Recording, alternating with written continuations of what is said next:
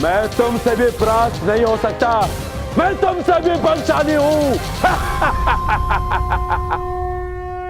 अब इस दुष्ट दानव का अंत करने का आदेश मुझे दीजिए। इस दुष्ट दानव को मारने के लिए आपको कष्ट करने की क्या आवश्यकता है, जब आपका दास यहाँ आपके सामने है। वैसे भी मैं इस समय वानर रूप में हूँ, मैं तो इसे मार ही सकता हूँ।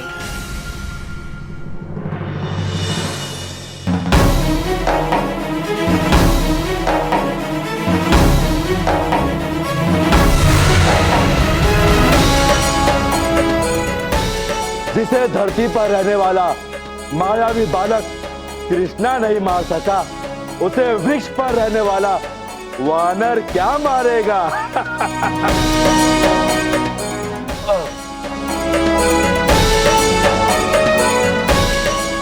मूर्ख दानव, हनुमान को होते हुए तू श्री हरि को चुना देगा।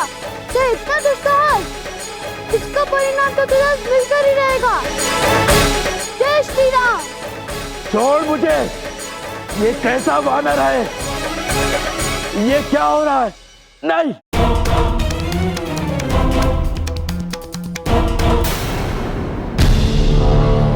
नहीं,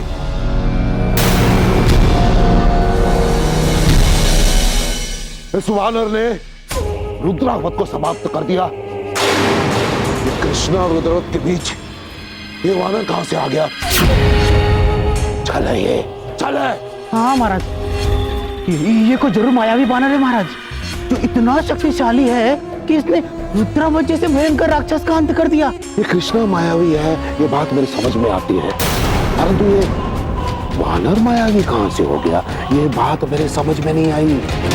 ये बात भी मेरे समझ में नहीं आई कि ये गोकुल नगरी है या माया नगरी, क्योंकि मेरा हर बार असफल रहता है यहाँ पे, और तुम लोग लाचारों की भांति मेरे समक्ष खड़े रहते हो। अरे क्या कोई तोड़ नहीं उस कृष्णा के दल का। कुछ भी करो और मेरे काल के मृत्यु को मेरे समक्ष लाकर खड़ा करो। जाओ, अन्यथा मैं तुम्हारा सर धड़ से अलग कर दूंगा। जाओ।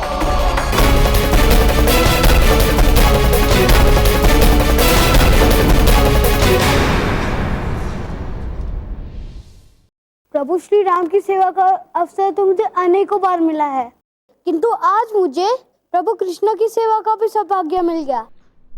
जय श्री राम, जय श्री कृष्ण। सौभाग्य तो मुझे मिला है, एक बार फिर आप जैसे परम भक्त के सानिध्य में रहने का। हनुमंत आपके साथ रहकर मैं और मेरी गोकुल नगरी सब धन्य हो गए। गोकुल में आने के लिए धन्यवाद हनुमंत। आज्ञा दीजिए प्रभु।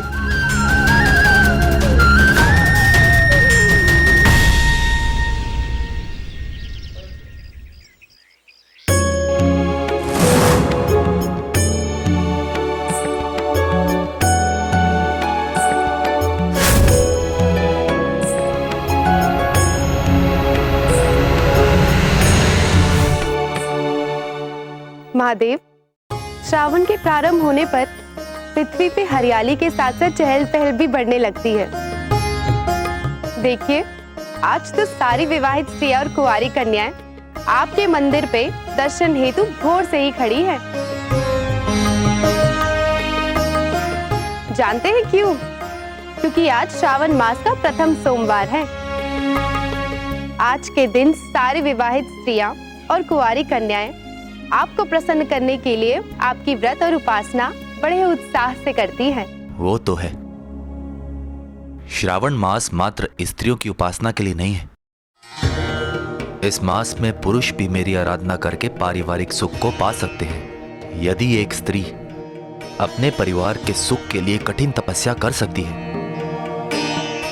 तो एक पुरुष को भी अपने परिवार की सुख और समृद्धि के लिए तप करना चाहिए। मेरे लिए नर और नारी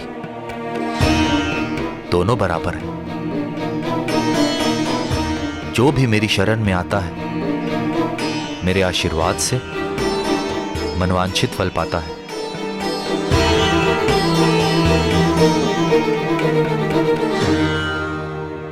देखो पार्वती, गोकुल में एक ओर मेरे पूजन की तैयारी चल रही है और दूसरी ओर कन्हैया भी घर लौट आए हैं। पंडित जी, ये लीजिए बेलपत्र। कान्हा,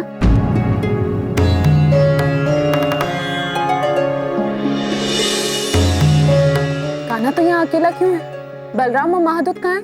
मैया, दाऊ तो अंदर कक्ष में है और मैं महाद्यूत को छोड़ने ही गया था। आज उसके माता पिता उसे अपने साथ ले गए। किंतु महादूत ने तो मुझे इस बारे में कुछ नहीं बताया। और इस तरह अकस्मात वो कहाँ चला गया? मैया, उसके माता पिता उसको ढूंढते हुए गोकुल में हमें मिल गए थे।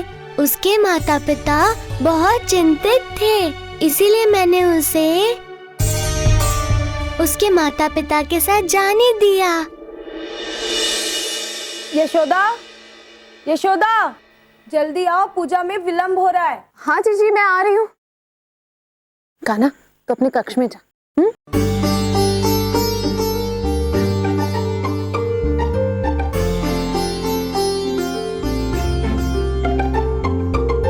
कान्हा, तुम ठीक हो ना? और हनुमान कहाँ है? अंजनी पुत्र आज पुनः अपने धाम लौट गए हैं। हनुमान के साथ इतने दिन जैसे क्षण भर में बीत गए। उनकी भक्ति और शक्ति दोनों ही असीमित है। हाँ कान्हा, हनुमान के साथ बहुत ही आनंद आया।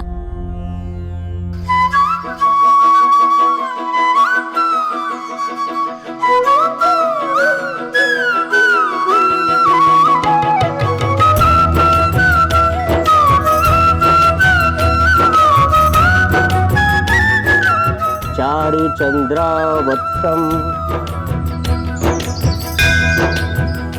ओम नमः शिवाय। ओम नमः शिवाय। ओम नमः शिवाय।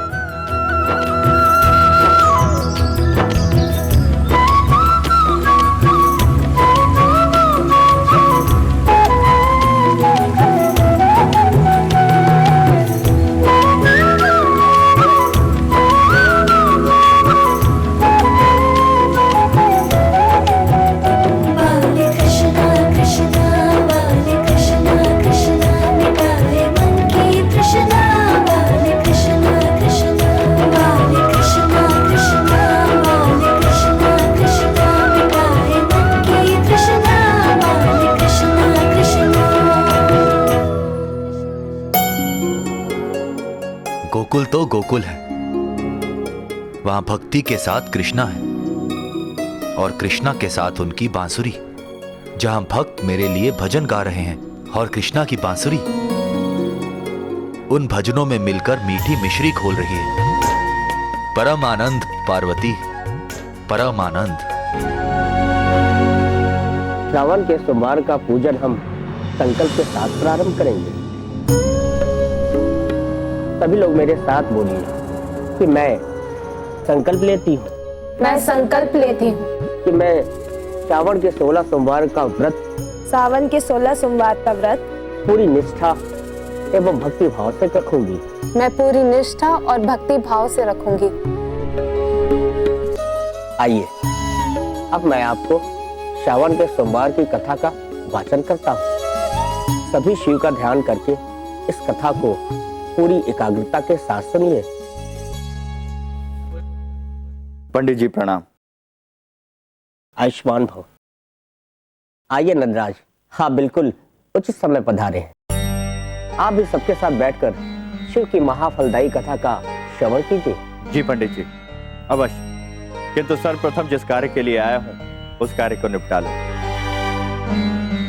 गोकुल वासियों, इस कथा के पश्चात आप लोग हमारे घर से प्रसाद ग्रहण करके जाएंगे। हमने छोटा सा आयोजन रखा है।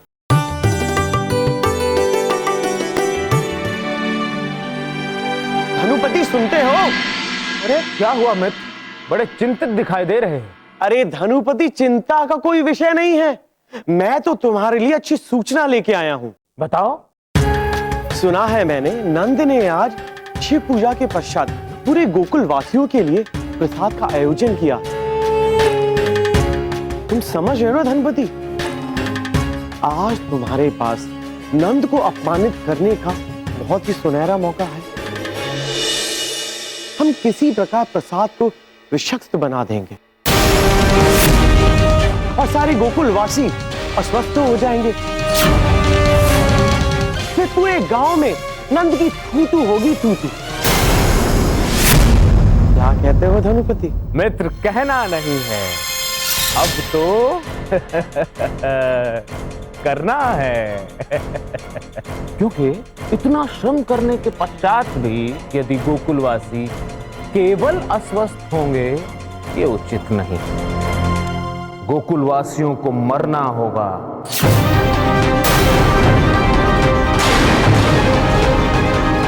और उनकी मृत्यु का कलंक नंदराज पे आएगा। नंद और नंद के परिवार के लिए ये आखिरी बोझ होगा। और धनपति, तुम तो गोकुल के प्रमुख बन जाओगे। अरे मित्र, तुम हमेशा छोटी बातें करते हो। बड़ा सोचो, बड़ा। ग्राम प्रमुख तो मैं कल बन जाऊं, किंतु मैं ग्राम प्रमुख बनूंगा नहीं। ये पद तो मैं मेरे परम मित्र जादूगर को दूंगा। क्योंकि कृष्णा की मृत्यु के पश्चात महाराज कंस मुझे अपने राज दरबार में कोई बड़ा पद देंगे। हो सकता है कोई राज्य ही भेंट कर दे। और उसके पश्चात मुद्राओं की कोई कमी नहीं होगी, दान दासियां होंगी, अप्सराएं होंगी, आनंदमय जीवन होगा। हाँ दानुपति, ये सब तो ठीक है, किंतु ये कार्य संभव कैसे हो? वो मैं बताता हूँ। पंडित जी, कथा से पूर्व मैं श्रावण मास के सोमवार के महात्म्य के बारे में जानना चाहती हूँ। हाँ नंदरानी, अवश्य। आज से कई वर्षों पूर्व श्रावण मास में ही समुद्र मंथन किया गया था। जब देवताओं और दानों ने मिलकर एक साथ समुद्र मंथन किया तो उस मंथन से 14 दिव्य वस्तुएं निकली। और उनमें से एक था विष। सभी देवता और दानों में 13 वस्तुएं प्राप्त करने की कामना थी, किंतु विष को कोई भी लेना नहीं चाहता था। तब देवादिदेव महादेव ने उस विष का पान किया और पृथ्वी को उस विष के कुप्रभाव से मुक्त किया। विषपान करना भगवान शिव के लिए अत्यंत कठिन था। विष के प्रभाव से भगवान शिव का कंठ नीला पड़ गया और तभी से इनका नाम नीलकंठ हुआ। नीलकंठ देव की जय। इस प्रकार श्रावण मास को कालांतर से भगवान शिव का मास माना जाता रहा है कि श्रावण मास के सोमवार को जो व्यक्ति पूर्ण मन से भगवान शिव की आराधना करता है उसे किसी प्रकार का क्लेश नहीं रहता। अब मैं श्रावण मास की कथा आप सबको सुनाता हूँ। बोलिए भगवान शिव की जय। कान्हा कान्हा, आज हमारे घर में बाबा ने उत्सव का आयोजन किया है। रसोई घर में ढेर सारा प्रसाद बन रहा है। रसोई घर से बहुत अच्छी सुगंध आ रही है। अरे वाह, फिर तो वहाँ खीर लड्डू सब कुछ होगा। मुझे तो सोचकर ही भूख लगने लगी। बाबा ने कहा है आज पूरी बाल मंडली हमारे घर ही भोजन करेगी। अच्छा तो ठीक है, मैं भी अपनी मैया को कह देता हूँ कि मेरे लिए दिन का भोजन ना बनाए। चलो चलो। कान्हा, हम भी रसोई घर में देखकर आते हैं वहाँ कितने प्रकार के पकवान बन रहे हैं। मेरे मुंह में तो अभी से पानी आ रहा है। मैं और प्रतीक्षा नहीं कर सकता।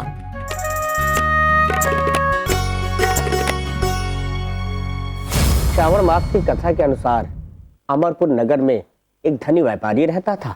उसका व्यापार दूर दूर तक फैला हुआ था। नगर में उस व्यापारी का सभी लोग मान सम्मान करते थे। इतना सब कुछ होने पर भी वह व्यापारी अंतर मन से बहुत दुखी था, क्योंकि उसका कोई पुत्र नहीं था।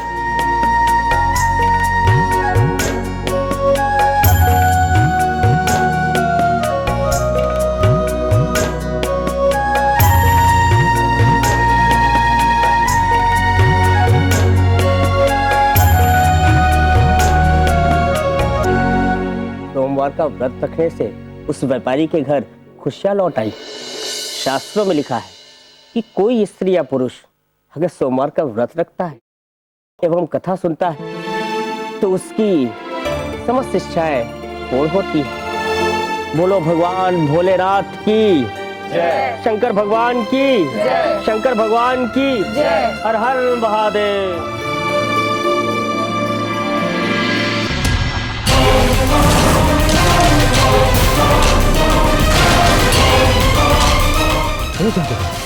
ये तुम नंद के घर के बाहर हमें क्यों ले आए हो? यदि किसी ने देख लिया तो? सही बात है, तनिक धैर्य रख धनु। ये देख मैं क्या लाया हूं। अरे विष तो मेरे पास भी है, किंतु मैं ये जानना चाहता हूँ तुम्हारी योजना क्या है। बात तो नंद के घर के भीतर प्रवेश करने की है ना, है? अब प्रसाद में क्या मिलाना है तो हम भली भांति जानते हैं ना। ये कहाँ गया? कहाँ गए? वो युक्ति भी मेरे पास है। ये आवाज कहाँ से आ रही है? समझ आया? महाराज कंस ने मुझे बहुत सी शक्तियां दी हैं। वो कब काम आएंगी?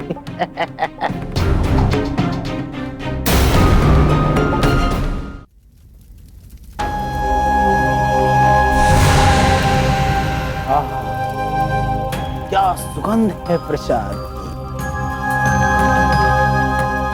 की।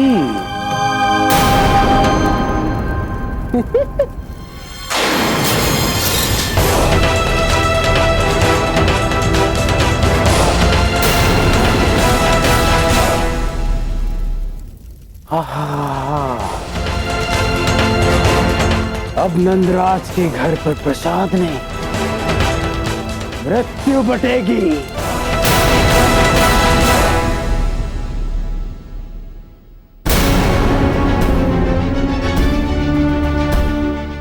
जय महादेव नंदराज। जय महादेव। जय।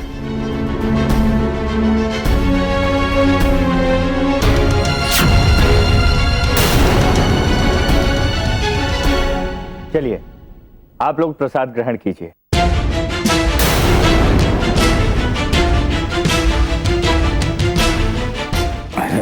धनु भूल से भी प्रसाद खा मत लेना। हाँ हाँ, बस अब तुम प्रसाद का प्रभाव देखना।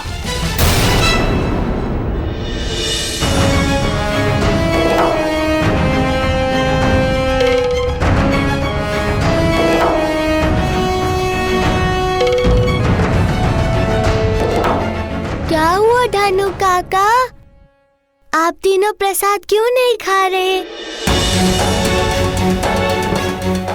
अब वो हम घर जाके पूरे परिवार के साथ प्रसाद खाएंगे।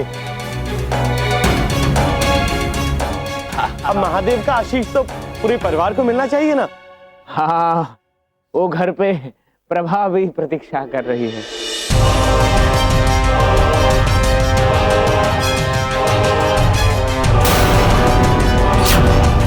आज तो मैं ढेर सारा प्रसाद खाऊंगा। हाँ हाँ, आज हम जी भर के प्रसाद खाएंगे।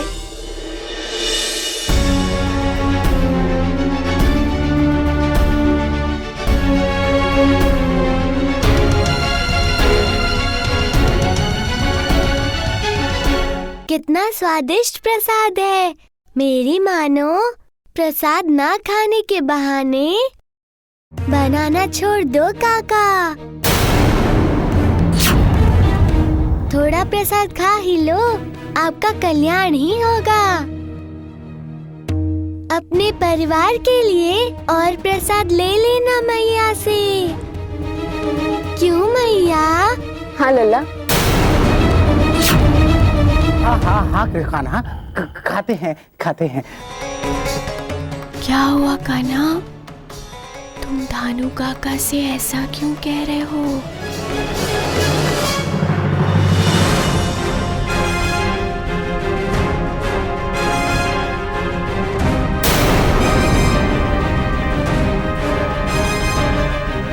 मैं रसोई घर तक आ गया और किसी ने मुझे देखा तक नहीं, क्योंकि मैं अदृश्य हूँ।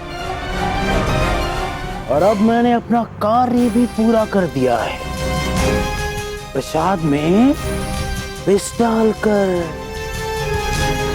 अब इस प्रसाद का स्वाद भी और स्वादिष्ट लगेगा।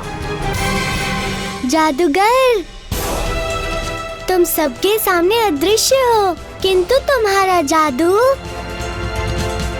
मेरे सामने किसी काम का नहीं है। श्री कृष्ण गोविंद हरे मुरारी, हे नाथ नारायण वासुदेवा।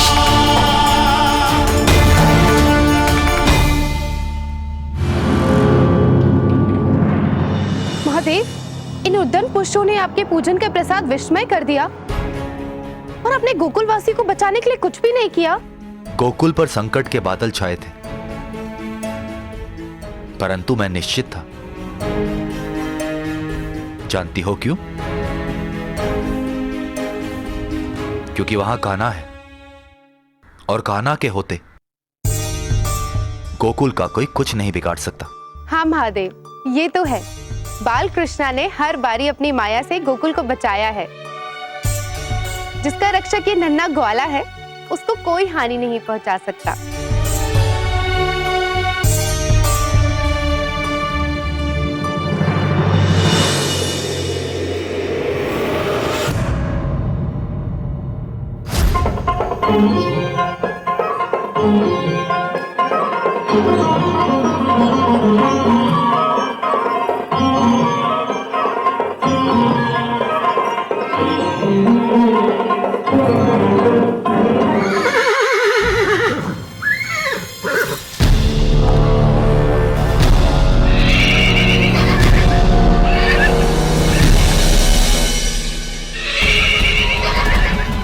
ये भीषण गर्जना कैसी है?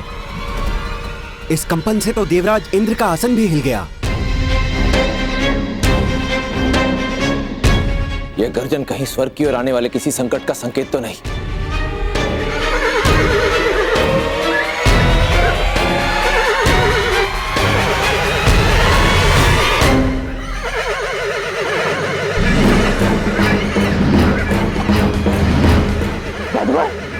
ये कैसे ध्वनि?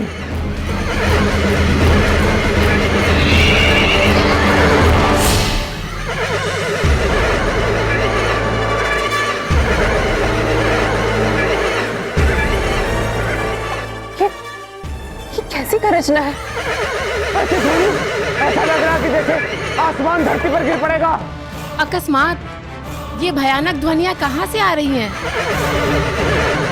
लगता है बहुत बड़ा संघर्ष होने वाला है। चलो चलो देखते हैं। अरे प्रभा!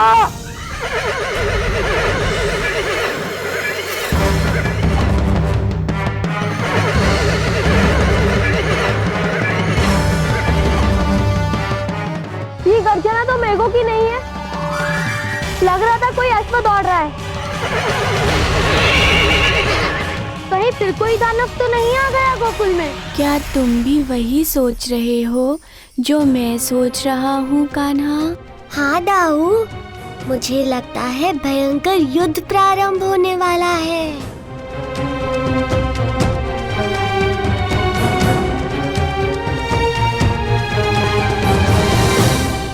दाऊ, देवराज इंद्र के समक्ष इस बार एक असाधारण अश्व है। ये केवल अश्व नहीं, अपितु एक बलशाली योद्धा है जो कि एक दानव भी है और उसका नाम है केशी।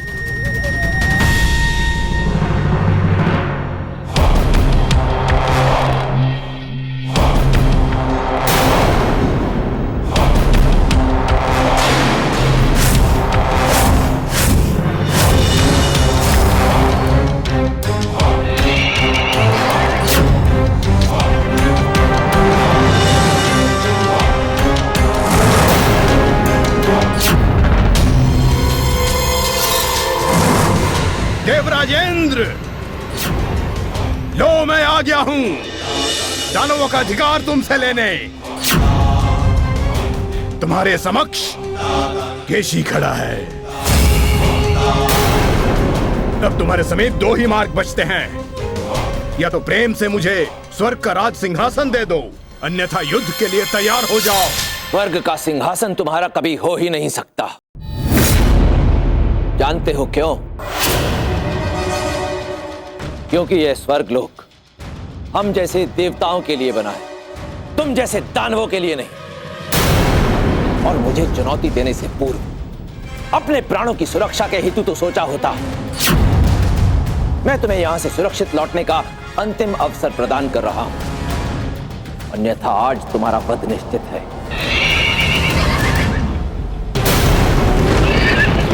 मित्रों, अकस्मात मेघ घिर आए हैं। यही अच्छा होगा कि हम अपने अपने घर लौट जाएं। पता नहीं आगे क्या होने वाला है। तुम अहंकारी होने के साथ साथ मूर्ख भी हो। मैंने तुम्हें यहाँ से भाग जाने का अंतिम अवसर प्रदान किया था, परंतु तुम अब भी यहीं खड़े हो। अब भुगतो अपनी इस हट का परिणाम। मेरे इस वज्र से बचो।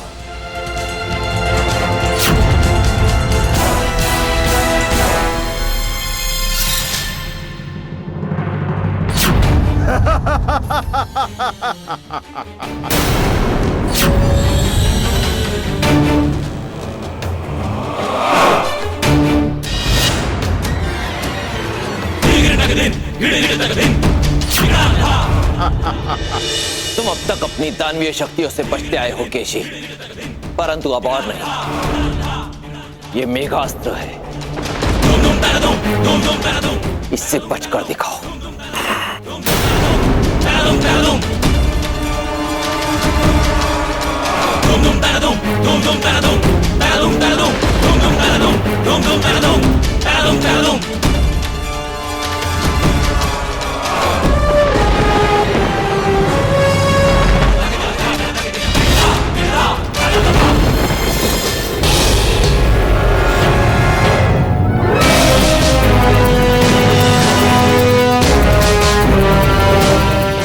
ये क्या?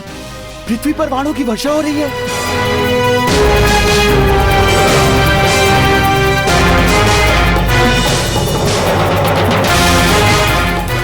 वर्षा नहीं, ये तो बाणों की वर्षा है।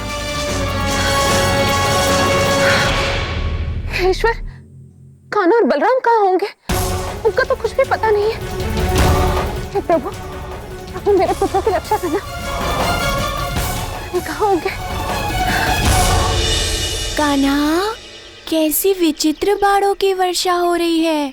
दाऊ, ये वर्षा साधारण नहीं है। ये तो देवराज इंद्र के मेघास्त्र के कारण बाणों की वर्षा हो रही है। सभी पृथ्वीवासी इन तीरों की वर्षा से भयभीत है। कान्हा, पृथ्वी को भयमुक्त करो।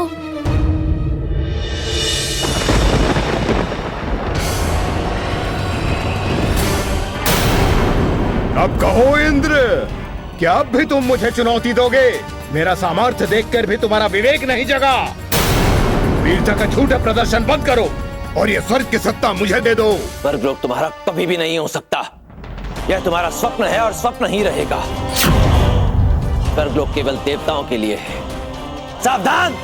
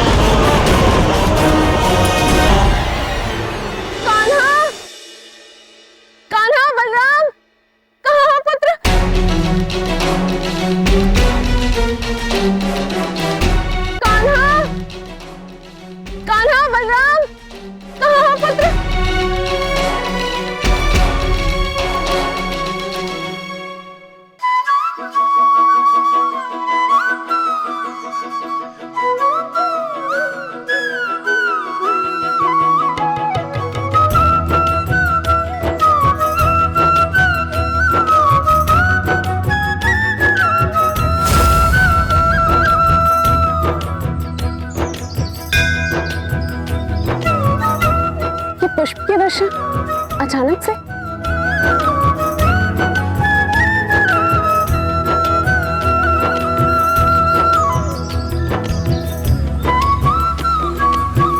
अरे पुष्प वर्षा होने लगी है तो। हाँ?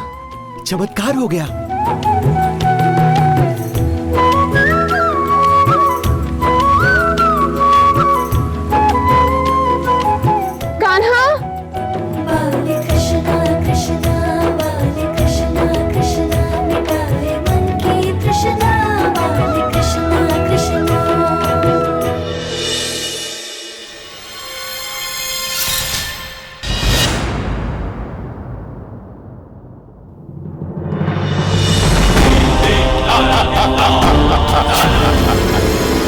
सिंहासन मेरे लिए है, तुम्हें मेरे मार्ग से हटना होगा।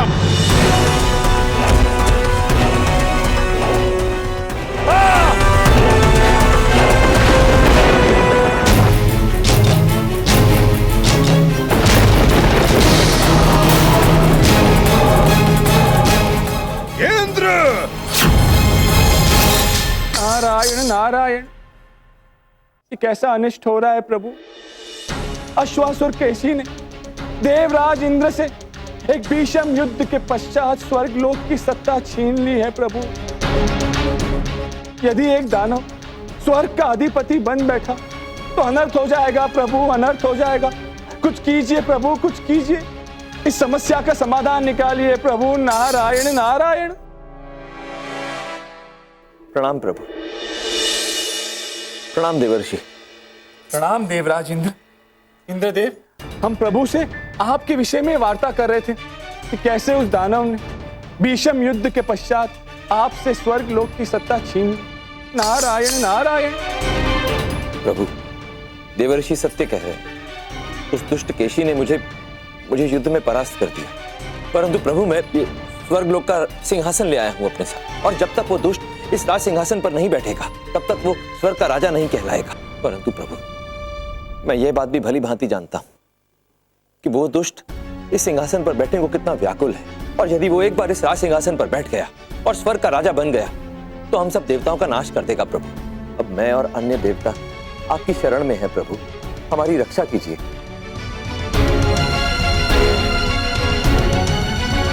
प्रभु क्षमा कीजिए, परंतु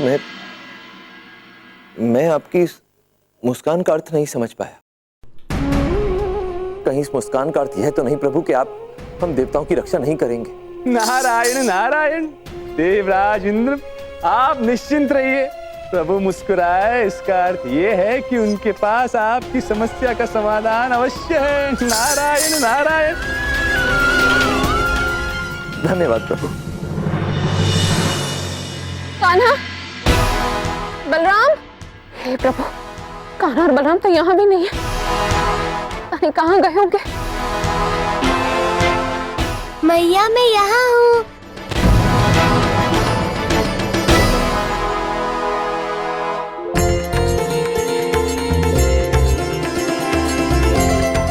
कान्हा, बलराम, पुत्र, तुम दोनों कहाँ चले गए थे? मैं बहुत देर से तुम्हें ढूंढ रही थी। पता है तुम्हें, यहाँ बहुत तेज आंधी आई थी और बाणों की वर्षा हो रही थी पुत्र। मैं बिल्कुल भयभीत हो गई थी। तुम दोनों ठीक तो हो ना? तुम दोनों को कहीं कुछ लगा तो नहीं?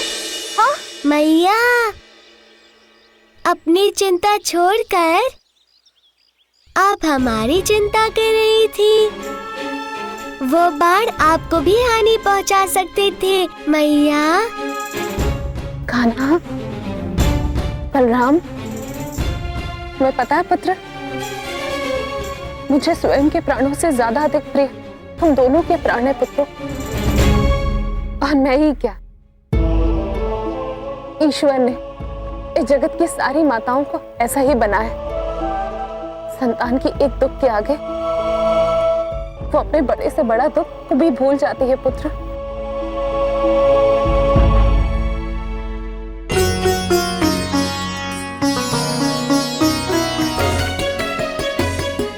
केशी यदि युद्ध में विजयी हुआ है तो वो पृथ्वी वासियों को अवश्य हानि पहुंचाएगा। इंद्र, कहाँ हो तुम इंद्र? यदि अपने प्राण प्यारे हैं तो स्वयं आकर मुझे स्वर्ग का सिंहासन दे दो, अन्यथा मैं इस स्वर्ग को जला के भस्म कर दूंगा। स्वर्ग लोक के नए राजा महाबली केसी को मेरा नमन।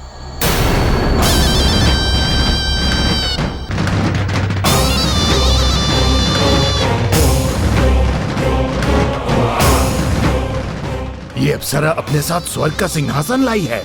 इंद्र कहाँ है? हे महाबली केसी, देवराज इंद्र ने ये स्वर्ग का सिंहासन आपको सौंपने के लिए मुझे यहाँ भेजा है और उन्होंने आपसे ये प्रार्थना भी की है कि ये सिंहासन आप ले लें, किंतु स्वर्ग लोक को कोई हानि ना पहुंचाए। लगता है इंद्र समझ गया है कि इस सिंहासन का उचित उत्तराधिकारी कौन है। लाओ अप्सरा लाओ, इस सिंहासन को स्वर्ग के भीतर ले आओ। महाबली, मैं एक स्त्री हूँ और ये कार्य मैं नहीं कर सकती, और फिर आप जैसे महाबली के होते हुए ये भारी सिंहासन मैं उठाऊं तो ये शोभा नहीं देगा।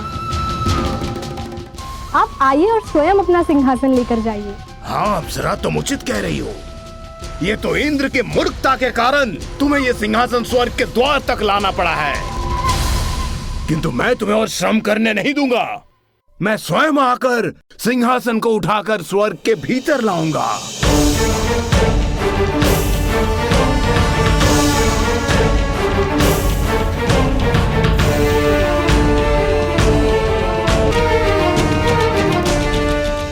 लगता है इंद्र कहीं छिप गया होगा, तभी सिंहासन लौटाने नहीं आया। किसका साहस है जो केशी के सामने हाथ टेक पाए?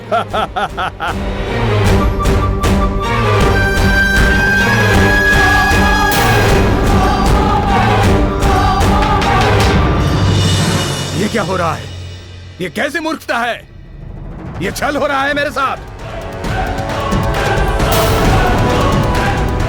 तू कौन है लड़की? तू छल करने आई है मेरे साथ।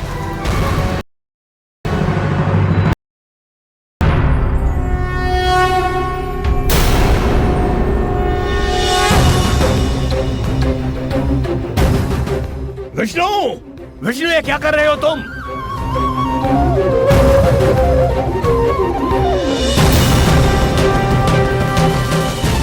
विष्णु, ये क्या कर दिया तुमने? नारायण नारायण। नारद, तुम यहाँ?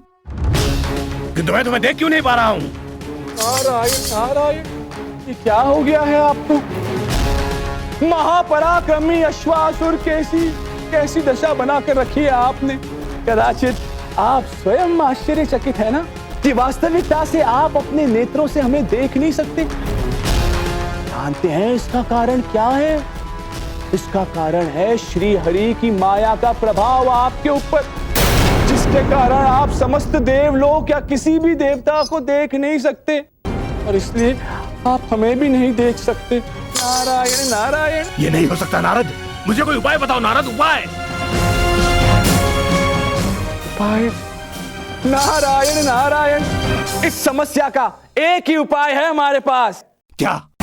नारायण नारायण, और वो उपाय ये है कि यदि आप स्वयं श्री विष्णु से युद्ध करें और यदि आप उन्हें युद्ध में पराजित कर पाए तो उनके साथ उनकी माया का प्रभाव भी समाप्त हो जाएगा और फिर आप पुनः समस्त देवलोक और सभी देवताओं को देख पाएंगे। अन्यथा तो बस नारायण नारायण। विष्णु, मैं आ रहा हूँ विष्णु।